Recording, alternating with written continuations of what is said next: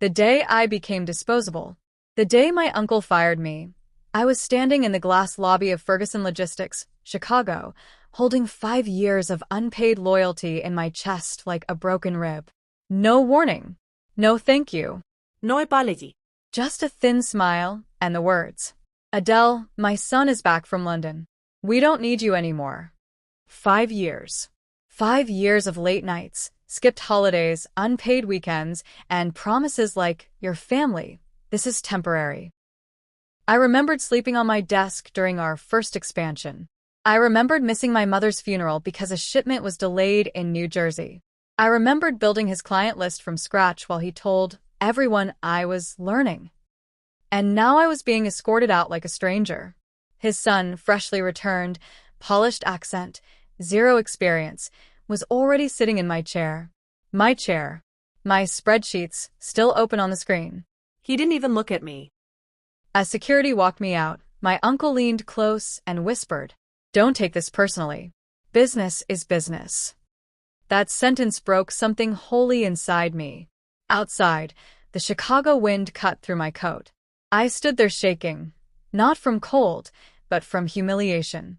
I had nothing. No savings. No credit.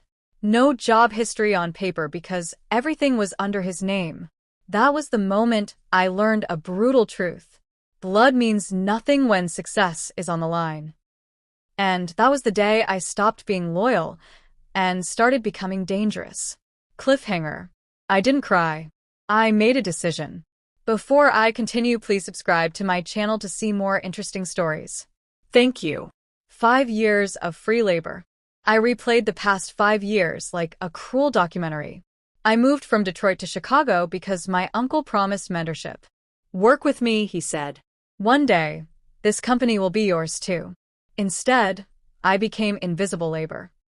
I ran payroll without being on it, negotiated contracts in Dallas, handled crisis calls from Los Angeles, and smoothed customs disasters at Port of Miami, all without a paycheck. Every time I asked, there was an excuse. Next quarter. After the merger. Family doesn't rush family. I believed him because I wanted to belong. The worst part? I saved the company twice. Once when a lawsuit almost shut us down in Atlanta. Another time when I caught financial fraud before the IRS did. Each time, my uncle took the praise. I got a pat on the back. When his son, Brandon, went abroad, I became the backbone. Employees came to me for answers. Clients trusted my voice. I knew every weak link in the system. And yet, on the day Brandon returned, my name vanished from the building. No severance. No recommendation. No acknowledgement. That night, I opened my old laptop, the one I used to work overtime on, and realized something chilling. Every major client still had my direct number. And every system I built depended on processes only I understood. I wasn't powerless. I was just quiet. Cliffhanger. And silence, I would soon learn, can be louder than revenge. Starting from nothing. I slept on a friend's couch in Brooklyn, New York, staring at the ceiling, asking myself how love turned into betrayal so fast. I had nothing to prove my experience. No payslips. No LinkedIn credits. Just 5 years of invisible excellence. So I started documenting. I wrote down every system I created, every client preference, every loophole I once closed. I didn't steal anything. I didn't need to. Everything was already in my head. I applied for jobs. Rejections came fast. Overqualified. No formal record. We'll keep your resume. Then one day, a former client called. Adele, he said from Phoenix, Arizona, your uncle's company is slipping. Brandon doesn't understand logistics. He missed a critical deadline. I said nothing. More calls followed. Late shipments. Broken promises. Confused leadership. Meanwhile, I took a contract role at a struggling startup in San Diego for actual pay. Within weeks, I doubled their efficiency. They offered me equity. That's when it hit me. My uncle didn't fire me because I was useless. He fired me because I reminded him of his own broken promises. And while Ferguson Logistics began bleeding clients quietly, I started rebuilding, slowly, intentionally, without bitterness. I didn't want revenge. I wanted truth to arrive on time. Cliffhanger. And truth was already knocking on my uncle's door. The cracks began to show. 3 months later, Ferguson Logistics was unraveling. I heard it from Houston, then Seattle, then Baltimore. Client complained. Employees resigned. Brandon made expensive mistakes and blamed everyone but himself. My uncle aged 10 years in 6 weeks. Then came the call. Adele, my uncle said, voice trembling, we need to talk. I met him in St. Louis, neutral ground. He looked smaller. Desperate. The powerful man who once dismissed me now couldn't meet my eyes. We're struggling, he admitted. You know the company better than anyone. I waited. Come back, he said quickly. Same role. We'll forget the past. Forget? 5 unpaid years. Public humiliation. Being erased. I smiled, not cruelly but calmly. I can consult, I said. Short term. Relief flooded his face. But I had terms. Transparent contracts. Full pay. Decision-making authority. And acknowledgement, publicly, of my role in building the company. He hesitated. That hesitation told me everything. This wasn't repentance. This was convenience. Cliffhanger. And I wasn't done letting the truth speak. The offer that changed everything. A week later, I received an email from my uncle's lawyer. They accepted my consulting terms, except one. No public acknowledgement. That was the price of his pride. I declined. The next day, I launched something quietly from San Francisco. A logistics advisory firm. No ads. No drama. Just excellence. One by one, former Ferguson clients found me, not because I asked, but because integrity remembers where it was once treated right. By the end of the month, my uncle's biggest contract walked away.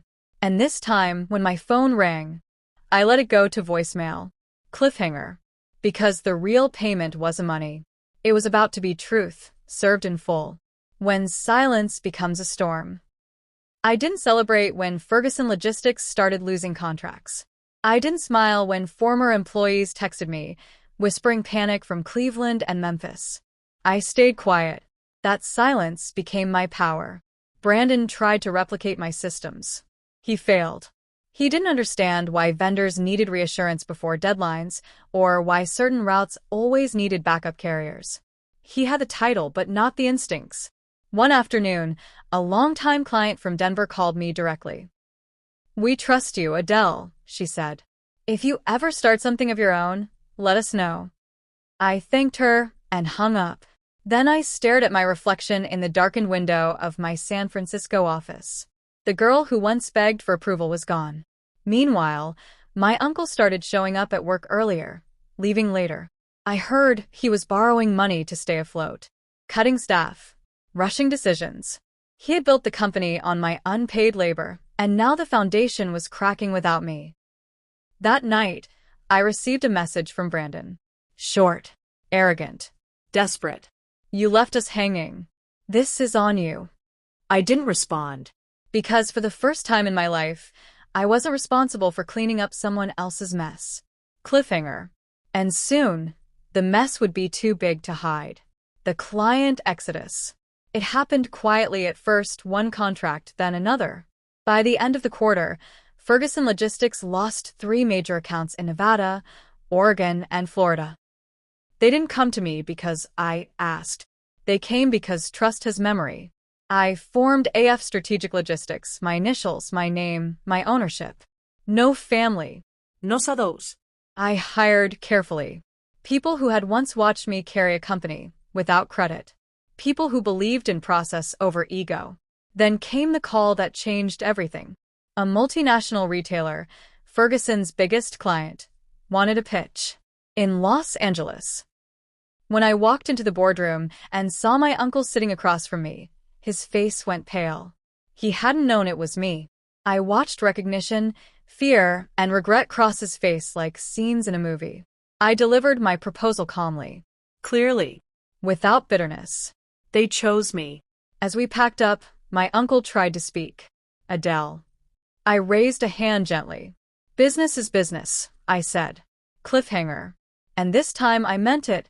The public reckoning. News travels fast in business circles. By the time we returned from California, rumors were everywhere. Blog. LinkedIn posts. Industry whispers. Former Unpaid niece builds rival firm. Family business crumbles after firing key operator. My uncle called again. This time, he was crying. I made a mistake, he said. Come home. We'll announce everything. I'll tell the truth. Too late. Truth isn't a switch you flip when things go wrong. I met him one last time in Indianapolis. Neutral. Quiet. He apologized for the first time. Not as a CEO. As a man who chose pride over fairness. I listened. Then I said, I forgive you. But forgiveness doesn't mean reversal. That broke him more than anger ever could. Because he realized something devastating. I didn't need revenge. I had outgrown him. Cliffhanger. And the final collapse was still ahead. When the past comes due. Ferguson Logistics filed for restructuring. Employees I once protected lost their jobs. That hurt me, but I didn't cause it. Neglect did. Arrogance did. Brandon resigned quietly and returned abroad. My uncle sold his house in Michigan. Downsized. Retired early. Then, months later, I received a handwritten letter. He asked not for a job but for help paying off debts tied to contracts I once saved. I helped. Not with money. With guidance. I connected him to advisors. Gave him direction. No contracts. No power imbalance. Because real justice isn't humiliation. It's clarity. Cliffhanger. But the final payment, my real reward, was yet to come. Standing in the light. 1 year later, I stood on a stage in New York City, receiving an industry award. Visionary founder, they called me. As I spoke, I didn't mention betrayal. I mentioned boundaries. Fairness. Integrity. My uncle watched the live stream from home.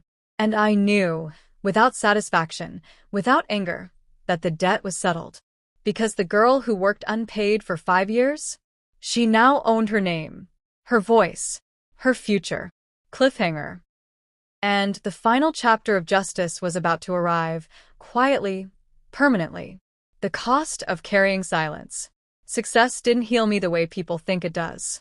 Even as AF Strategic Logistics expanded into Boston and Raleigh, there were nights I woke up breathless, reliving unpaid years, swallowed words, swallowed dignity. People saw the award, the headlines. They didn't see the weight. One evening in Washington, D.C., after closing a major federal contract, I sat alone in my hotel room and finally cried, not for the job I lost, but for the girl who stayed when she should have walked away. I realized something terrifying. I had normalized exploitation because it came wrapped in family. That awareness was heavier than betrayal.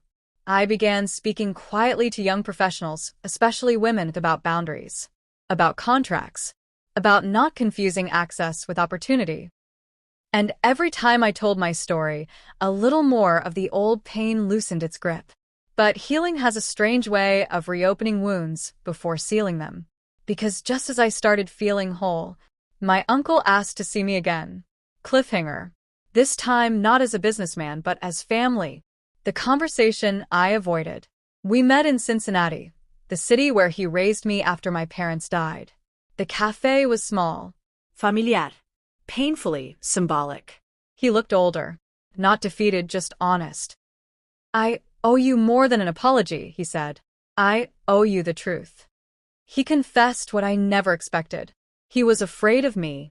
Afraid I was smarter. More disciplined. Afraid people already saw me as the future of the company, and that his son would live in my shadow. So he erased me. Not because I failed him, but because I threatened his ego. Hearing it didn't hurt the way I thought it would. It clarified everything. I don't want your company, I told him softly. I just wanted my work to matter. He nodded, tears welling. And in that moment, I realized forgiveness isn't forgetting. It's choosing not to carry someone else's shame. Cliffhanger. But forgiveness would soon be tested, publicly. When the truth goes viral. A business podcast reached out. They wanted my story. I hesitated. Then I agreed. Not to shame him, but to educate. The episode went viral. Millions watched as I calmly explained unpaid labor, family exploitation, and quiet resilience. I never named him, never attacked. But the industry connected the dots. Ferguson Logistics became a case study in business schools for all the wrong reasons. My uncle called. "I understand now," he said. "This is the price." And for the first time, I believed him. Cliffhanger. Yet the final test of justice was still approaching. The offer no one expected. 6 months later, I received a certified letter. My uncle had liquidated his remaining assets. And he made me an offer, not employment. Ownership. A controlling stake in what remained of Ferguson Logistics. "I want you to decide its fate," he wrote. I sat in my Seattle office for hours, staring at the papers. This was the moment. The power to erase him. Or transform everything. Cliffhanger. And my choice would define who I truly was. Choosing the harder justice. I declined ownership. Instead, I proposed something radical. Employee restitution. Back pay for those exploited. Scholarships. A public apology. And the company's name removed from my family's legacy. He agreed. Ferguson Logistics dissolved, not in disgrace, but in accountability. And I walked away lighter. Because the deepest revenge isn't taking power. It's refusing to become what hurt you. Cliffhanger. The final chapters would prove that justice, when patient, always pays in full. After the fire, when Ferguson Logistics officially dissolved, the industry went quiet. Not because it was forgotten, but because everyone understood the message. Exploit quietly, and consequences will speak loudly. I didn't celebrate. I attended the final employee meeting in Columbus, Ohio, standing among people who once worked beside me when I had no title and no paycheck. Restitution checks were distributed. Scholarships announced. Some cried. Some hugged me. That night, alone in my hotel room, I felt something unfamiliar. Peace. Not victory. Peace. I realized I had finally stepped out of survival mode. For the first time in years, my choices weren't reactions to pain. They were guided by purpose. But life doesn't end chapters gently. It turns pages when you least expect it. Because just as the dust settled, a new opportunity arrived. One that would test everything I claimed to believe in. Cliffhanger. And it came from the most unlikely place. The offer from the past. A private equity firm based in Texas reached out. They wanted to acquire AF Strategic Logistics for an amount that would set me up for life. Generational wealth. Freedom. The kind of offer people dream about. But there was a condition. They planned to rebuild Ferguson Logistics brand under a new name, using my systems, my reputation, my face. I flew to Austin for the meeting. As the numbers rolled across the screen, my chest tightened. This wasn't business. This was history asking to repeat itself, with me on the other side of power. I asked for a night to think. That night, I stood on the hotel balcony, staring at the city lights, asking myself one question. Who do I become if I accept this? Cliffhanger. And the answer terrified me. The line I would not cross. I declined the deal. The investors were shocked. "Do you know how much you're walking away from?" one asked. "Yes," I said calmly. "And I know what it would cost." Integrity isn't loud, but it's expensive. Instead, I announced a different plan.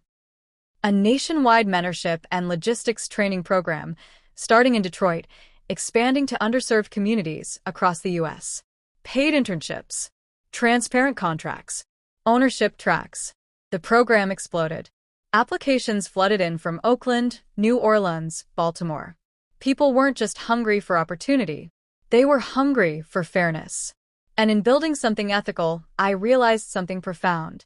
I was no longer reacting to my past. I was redefining the future. Cliffhanger. But the final confrontation, personal and unavoidable, still awaited me. The last visit. My uncle was hospitalized in Toledo, Ohio. I went. He was frail. Quiet. No business left in his eyes, just reflection. I watched everything, he said softly. What you built, it's bigger than money. He took my hand. I didn't lose my company because you left, he whispered. I lost it because I forgot who I was supposed to protect. I didn't argue. Some lessons arrive only when there's nothing left to save. As I left the room, he called out, Adele. Yes. Thank you for choosing justice over revenge. Cliffhanger. And with those words, the final debt came due. Standing where I once fell. 1 year later, I stood outside the old Ferguson Logistics building in Chicago. Empty. Quiet. I remembered the day I was escorted out. Humiliated, unpaid, discarded. And I smiled. Not because I won, but because I survived without becoming bitter. Across the street, a new banner hung. AF. Strategic Institute. Building Fair Futures. The past didn't define me. It refined me. Cliffhanger. The final chapter would deliver the most powerful payment of all, one no one could take away. The return that was never promised. The letter arrived without warning. Handwritten. Shaky ink. My uncle had been discharged from the hospital. He was moving into a modest apartment in Dayton, Ohio. No assistants. No drivers. No boardrooms. He wasn't asking for money. He was asking for time. I visited once a month. We didn't talk business. We talked about childhood, about my parents, about the weight of expectations he never learned how to carry. One afternoon, he said something that settled deep in my chest. I built a company, he said, but you built a legacy. That was the moment I understood. This wasn't about me winning. It was about the cycle ending. Cliffhanger. And the world was about to recognize it too. The recognition no one could steal. The invitation came from Harvard Business School. They wanted to teach my case, not as a story of revenge, but of ethical leadership. I stood in that lecture hall, looking at future CEOs, and told them the truth. Unpaid labor is theft, I said. Even when it comes from family. The room went silent. Later that year, AF Strategic Institute expanded into 12 states. Thousands trained. Hundreds employed. Equity shared. No one could erase my contribution anymore. My name was on everything. And for the first time, I didn't need validation. Cliffhanger. But one final moment of justice still waited quietly. When the sun came back, Brandon reached out. From abroad. He wanted to meet. We sat across from each other in San Jose, California. No tensión. No anger.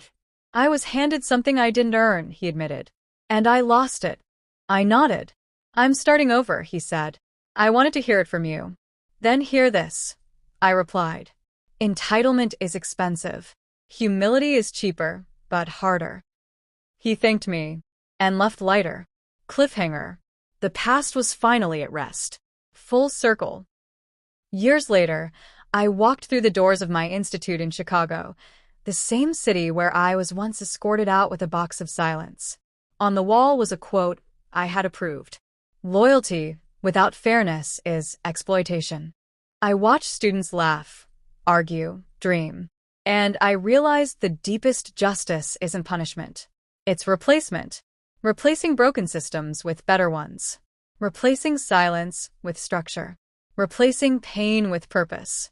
Cliffhanger. And then came the final payment. One no one expected. The most expensive lesson. At my uncle's memorial service, there was no corporate speech. Just stories. People spoke about regret, growth, accountability. I stood last. My uncle taught me what not to do, I said gently. And that lesson built everything you see today. In his will, he left me nothing. And that was the final justice. Because the greatest payback wasn't inheritance. It was independence. I walked away knowing this. I was never fired. I was freed. Moral of this story. The most powerful revenge isn't destruction. It's becoming so complete that the past can never hurt you again. Thank you for listening to my story. Please don't forget to like, subscribe, and share my videos. Thank you.